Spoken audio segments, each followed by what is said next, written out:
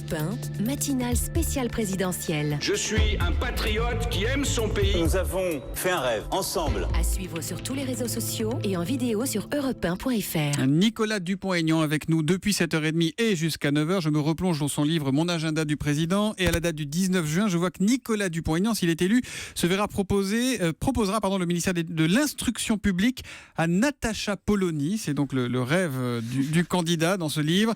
Natacha Polony qui est encore avec nous. Bonjour Natacha. Mais oui, qui est encore avec nous. C'est à vous. Vous acceptez la proposition ou pas? Écoutez, le problème, c'est pas d'avoir des bons ministres. Le problème, c'est de savoir quel est le programme qui est prévu autour et la volonté politique pour la mettre en œuvre et la liberté du ministre. Et ça, c'est tout autre chose. Eh bien, c'est à vous d'interroger Nicolas Dupont-Aignan. Bonjour Monsieur Dupont-Aignan. Alors, bonjour Natacha Polony. Bonjour à tous. Alors ce matin, justement, le Parisien nous parle école et nous apprend que Madame de La Fayette est au programme de baccalauréat sériel avec cette œuvre magnifique, La Princesse de Montpensier. Première femme depuis 20 ans qu'existe la sérielle. Parce que le problème, c'est qu'entre l'activisme des associations qui exigent la parité immédiate dans les manuels scolaires et les commissions de programme qui oublient systématiquement les immenses écrivains femmes, il y a peut-être un juste milieu à trouver. Colette, Madame de Sévigné, Louise Labbé, Madame de Staël, Marguerite de Navarre, Marguerite Yourcenar, elles ne doivent pas être étudiées parce qu'elles sont des femmes, mais parce qu'elles magnifient la langue, qu'elles incarnent la civilisation française, qui est l'héritage de tous les futurs citoyens. Mais on préfère évidemment compter plutôt que transmettre. Et cela dit, on s'aperçoit en regardant la page juste à côté dans le Parisien que compter, ça pose parfois des problèmes. Puisque donc, le Parisien nous raconte qu'un questionnaire réalisé par les enseignants-chercheurs de l'Université de Corse à la demande de l'Assemblée de Lille a été bloqué par le ministère de l'Éducation nationale. Il s'agissait d'interroger les élèves sur leurs croyances, leur voyage à l'étranger, leur sentiment d'appartenance à la Corse et à la France. Une enquête tendancieuse et contraire à la loi informatique et liberté, jugent le ministère et les syndicats. Alors Nicolas Dupont-Aignan, ces deux histoires nous en disent beaucoup sur l'état de l'école et de la société française plus généralement. Alors première question, est-ce que vous êtes pour ou contre des statistiques ethniques, alors pas dans les écoles évidemment, mais pour dessiner le visage de la société française? Non, je n'y suis pas favorable, parce que je pense que l'enjeu, c'est pas de savoir où on en est là, c'est de tout faire pour rassembler les Français avec une vraie politique d'assimilation républicaine. Alors on peut passer notre vie à faire des comptes, regarder la couleur de la peau, l'origine, etc. Ce qui compte aujourd'hui, c'est de passer à l'action. L'assimilation, elle passe chez vous par l'école. L'école, bien sûr. Vous voulez revenir sur les réformes scolaires des dernières années. Vous critiquez ce que vous appelez les pseudo-experts, pédagogistes et technocrates. Concrètement, vous faites comment pour revenir sur 40 ans de pratique pédagogique? C'est-à-dire, il y a des professeurs à former, il y a un ministère avec une administration. Vous faites quoi? Il faut tout reconstruire. Vous virez tout le monde, vous formez vous reformez tous les profs? On a beaucoup de chance dans un sens, c'est que toute la génération qui a détruit l'école publique part à la retraite. Ça, c'est une grande chance.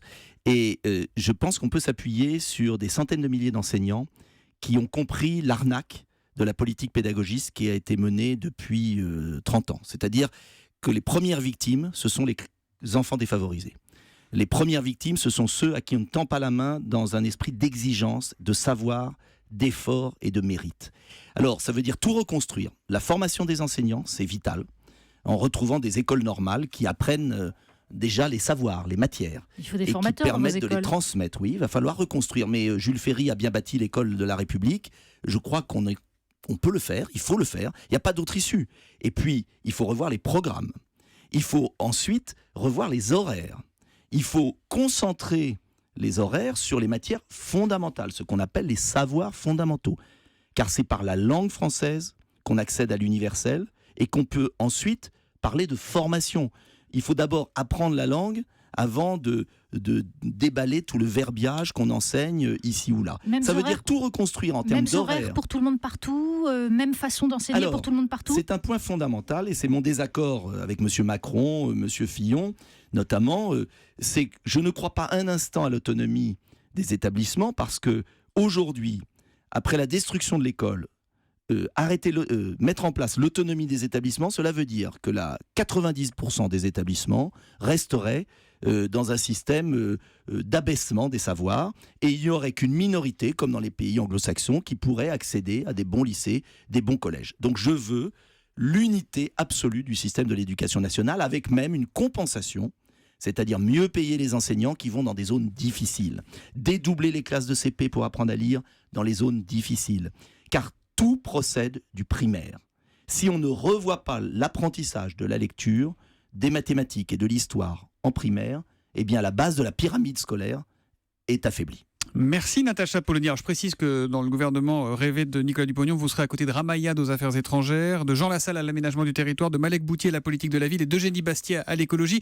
Vous dites aussi que vous souhaiteriez nommer un patron de PME à l'économie, Nicolas Dupont-Aignan. Vous pensez à qui ? Il y a l'embarras du choix parce que ce que je veux, c'est qu'enfin la politique économique de la France soit faite par quelqu'un de terrain qui sait ce que c'est qu'une entreprise. Vous pensez et une forcément PME. à quelqu'un ? Il y a l'embarras du choix des patrons de PME. Mais il faut arrêter de gouverner la France par le CAC 40, par des gens qui ont déjà délocalisé, qui n'ont qu'une optique financière et qui, aujourd'hui, abîment notre pays. Quand vous êtes lancé en politique il y a quelques années, votre maman, apparaît-il, appelé votre épouse et elle lui a dit « Il faut arrêter, c'est n'importe quoi, il a une belle carrière devant lui, il va tout gâcher, la politique c'est sale ». Est-ce qu'à 56 ans, il vous arrive de vous dire qu'elle avait raison, votre maman ? Jamais. Jamais ? Parce que, justement, j'ai l'honneur d'avoir, je pense, mené ma vie politique en faisant passer mes convictions avant mes intérêts, en ayant toujours été honnête, en n'ayant jamais transigé. Je veux dire aux Français qu'il y a une autre voie possible et que tous les hommes politiques ne sont pas comme on croit et qu'on peut faire des choses bien. Et je l'ai fait dans ma ville. Vous savez, il n'y a pas beaucoup de... Je crois que je suis le seul à avoir été réélu à 80% dans une ville de 30 000 habitants à 3 reprises. Ça prouve, et je ne suis pas tout seul, qu'on peut changer les choses avec des gens courageux. La France a tout pour réussir. Et vous voyez ce qui me fait le plus de mal aujourd'hui, quand je me balade dans le pays, c'est la résignation générale. Il n'y a aucune fatalité. On a un des plus beaux pays du monde. C'est marrant, je vous pose une question personnelle. Pourquoi ? Tac, vous rebouclez sur, Mais parce sur le que programme. moi, quelle importance, moi ? Bah si, On c'est est la un rencontre entre serviteur. un homme et un peuple. Oui, mais on est un serviteur, justement. Eh bien, moi, je C'est parle pas votre de maman moi. qui vous a appris à parler clair comme ça, à être Je sais tranché pas. Vous savez, je suis un serviteur et justement, dans la vie politique, je trouve qu'on ne parle que d'eux, de leurs affaires. Ils ne parlent que d'eux, jamais des Français. Bah Et moi, si j'ai on une parlait question des Français très précise que se posent les Français. Les sondages, vous n'aimez pas les sondages. Mais si, Oui, on votait alors dimanche, rien. si on votait dimanche, le deuxième tour, ça serait Emmanuel Macron contre Mais Marine vous en Le savez Pen. rien. Bah, Mais si on c'est votait faux. dimanche, c'est la Mais photo c'est instantanée. complètement faux. Bon. Vous êtes victime d'aliénation mentale. Je suis C'est un aliéné faux. mental, certes, mais Et entre ils se sont Emmanuel trompés. Macron, La veille de Trump, il le entre disait Emmanuel Macron et Mais Marine Le c'est Pen, faux. vous votez pour qui ? Est-ce que Mais c'est clair pour Je vous ? me bats pour éviter ce D'accord. choix. Mais si la démocratie fait qu'il y a 11 candidats qui rébillent et il y en aura 2 en Eh finale. bien, mais la démocratie, monsieur Soto, c'est comme une course, comme une compétition d'athlétisme. Tout le monde est sur la ligne de départ et on voit la fin de la course. La démocratie, Mais la ce ne responsabilité sont pas politique, c'est d'envisager toutes les hypothèses. les Français, c'est pas les politiques qui votent, ce sont les Français. Et la démocratie française, aujourd'hui, est totalement abîmée et manipulée. Et je dis aux Français, c'est à vous de vous réveiller. Parce que sinon, vous allez en prendre pour 5 ans. Réveillez-vous vite, avant qu'il ne soit trop tard. Bon, on n'aura pas la réponse à la question. Merci Parce en que tout je cas. serai au second tour et je l'espère. En tout cas, je le demande aux Français. Nicolas Dupont-Aignan, d'être venu ce matin en direction. Pas vous restez avec nous. Nicolas Cantou arrive pour la revue de Ah oui, presse. c'est vrai. Europe 1, 8h42. 6h30, 9h. Thomas Soto.